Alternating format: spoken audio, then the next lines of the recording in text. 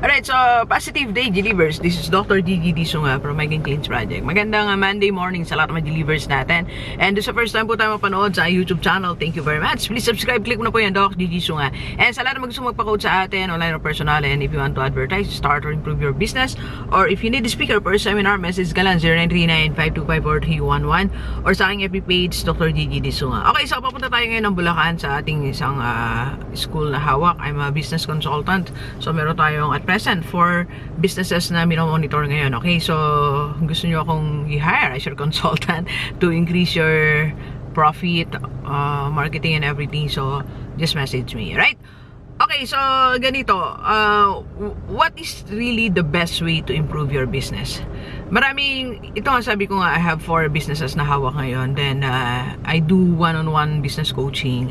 Aside from consultancy, gusto nyo ng one-time coaching lang. So I do that. And I even had a chance to interview different business owners, and I've seen different businesses for 3 years. 3 years na nagbablog ako about business and about business operations. Okay, so there's only one thing na nakita ko that I realized. One best way to improve your business is to improve yourself as a business owner. That's the best way, okay? I remember when I had my I launched my first business. It was a failure because kung ano ako nung before ako mag-business, when I was running the business, ganun pa din ako.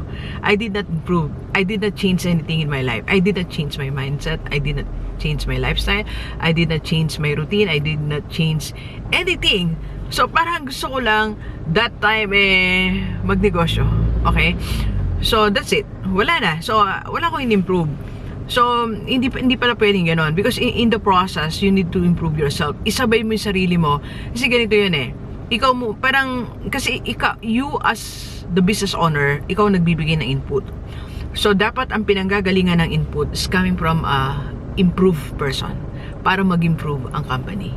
As simple as that. Ganun lang ang logic. Okay? So, saang areas ka ba dapat mag-improve as a business owner? So, sa lahat ng mga business owner, so please get your notebook and ballpen and coffee. Mag-coffee tayo sa Jollibee. Sponsored by Jollibee. Hindi naman sponsored. Dito tayo sa NLEX nag-coffee muna tayo. Okay? Dok, uminom ka ng Jollibee. Why not? Di ba? Paborito ko yan Okay, so, una-una, I think we need to improve in terms of handling problems. As a business owner, we even anticipate problems. It's not actually solving the problem, it's anticipating the problem. Yung, alam mo kung meron kang 10 tauhan, employees, doon sa 10 na yan, you're on top of it.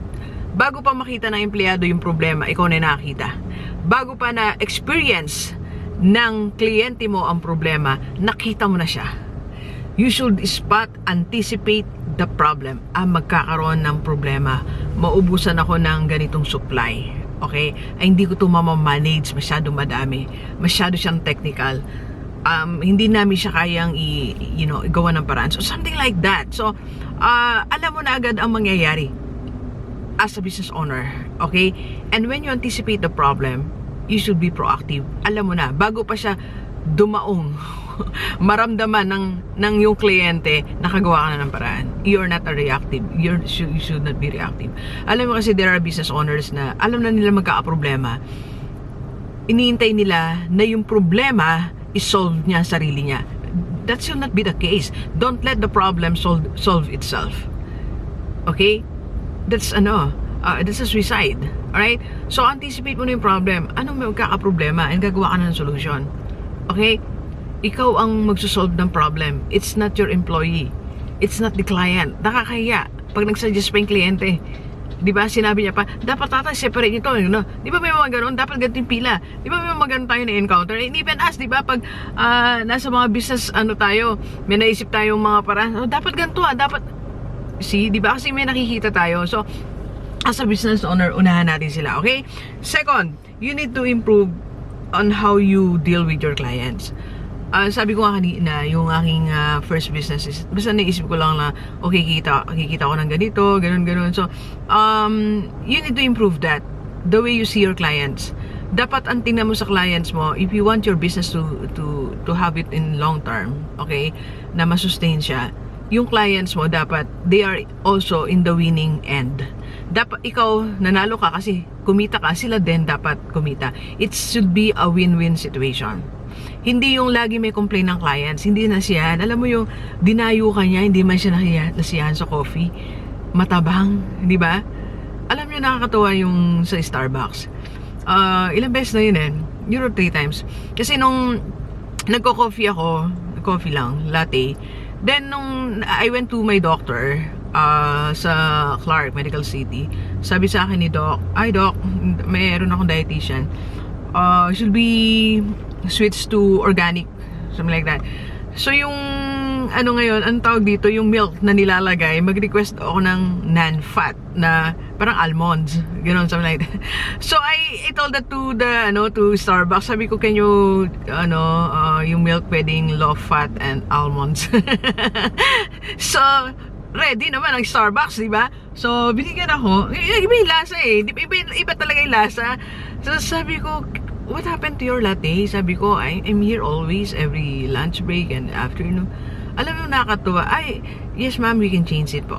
So, nung pinalitan nila, hindi ako iniwan nung girl. Sabi niya, please, tikman niyo po kung okay na. So, nung tinikman ko, kahit hindi masyado. Kasi nga, so, nag-iba na yung lasa, siyempre, hindi na yung milk talaga. Then, naulit yon sa SM Clark. Napakabait nila eh. So, they made sure na nasatisfy yung clients nila. Kaya ganyan yung Starbucks eh. Di ba? Well, of course, Starbucks yan eh. Yung lasa iba. Pero, I think it's handling the clients. It's handling the customer. Sila nga yung yung, alam mo yung, dahil madalas nga ako sa Starbucks ba lang, pagpasok pa lang, hi Doc, hi Ma'am Gigi. Kasi natatandaan nila eh. So, tsaka sila yung pinakamagagalang talaga sa, isa sa mga magagalang na staff, yung Starbucks. So, something like that. So, make sure yung kliyente mo, pag nagpunta siya doon, nasisiyahan siya. Quality, service, na-entertain ba? So, it's not only about gaining profit. So, as a business owner, dapat nakikita mo yun. For every launch mong product, project, or ibibigay mo services, tatanungin mo yung sarili mo, masisiyang ba yung kliyente ko? Ang hindi nag-improve na business owner, lagi lang sinasabi, magkano kikitain ko dito? It's not like that. Alam nyo ngayon, meron kami ginagawang e-course ni Ma'am Joyce. Hindi kami masiyahan eh. So, we found one, we look for one studio talaga. Kasi nag-usap kami, sabi namin, Dok, kailangan masiyahan yung sabi niya, kailangan masiyahan yung kliyente natin. Pag bumili sila ng e-course natin, gumastos sila ng certain amount, pero just make sure na maayos. So, walang ingay, walang So, tiniyak namin, naghanap talaga kami ng studio. So, gano'n, nagmamature siguro din kami as business partner ni Ma'am Joyce as we launch different projects. So, tumitingin na kami ngayon sa quality. So, that's the point. Okay? As a business owner, iniiba mo na ngayon. Hindi na yung mga bagong business owner, entrepreneur, basta kumita lang eh. You should not be like that. You should improve your paradigm when it comes to dealing with clients. Okay? And third na ba? In managing your profit, dapat mag-improve ka rin dyan. Kasi ito yung problem, like yung sinasabi na, minsan, kala mo personal money yan, travel tayo, gastos tayo. Like yung iba kong kinakausap ng mga business owners, pag gusto nilang mag-travel sila, gusto nilang mag-shopping sila, kuha sila. Pero no, you should improve as a business owner how to manage the money. Dapat ang kukunin mo lang dyan 20%. That's the rule of Grant Cardone. Sabi niya nga, 20% lang pera mo dyan sa kita.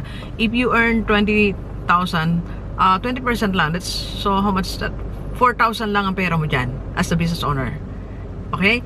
So, you should not be exceeded with that. Para gusto kong lumaki, Doc, di lakihan mo yung profit, magsipag ka pa. That's it. Okay? Manage your money. Okay? Yung mga baguhan kasi, gastos eh. You should improve, alright? And last, personal improvement, okay? As a business owner, dapat mas diligent tayo ngayon, mas, mas emotionally mature tayo. Huwag na tayo padaan sa emotion. Alam nyo, pagka business owner ka, maramdamin ka pa rin hanggang ngayon. Yung hindi ka mature, disturb ka pa rin, ang dami mo pa rin mga hang-up sa buhay. That can't be. You have to improve as a business owner. Hindi ka dapat maramdamin, hindi ka dapat sensitive, hindi ka dapat iyakin. Si Doc ba yun iyakin? So, dapat nag-i-improve ka emotionally, okay? So, pwede namang mag-give in sa emotion mo. Pero, minutes lang, hours lang, tapos go agad, di ba? Kasi ganun tao tayo eh. Di ba? Nakakaramdam tayo ng sakit, ng pain. Oh, it's okay. It's okay to have that. Pero, huwag masyado matagal. Okay? And also, improve your lifestyle, like your routine, mas magising ka maaga. If there's a need, you wake up early. Bawas na muna mo ng mga gimmick, ng mga unnecessary activities. Ang dami niyan. Pag binibigyan mo lahat, mawawala ka ng focus sa business mo. Okay? So, improve your personal lifestyle, personal routine. Lahat ng actions mo, ilaan mo muna sa iyong business. Okay? Alright? So, marami pa tayong dapat i-improve as a business owner. Kaya lang, paluwas na tayo eh. Hindi, papunta na tayo ng Bulacan. So, you need also to explore, like, as a business owner, like kang magbasa, you learn new things. Look at like Ty Lopez, ang dami niyang inaaral, ang dami niyang pinipredict. Sobrang intelligent.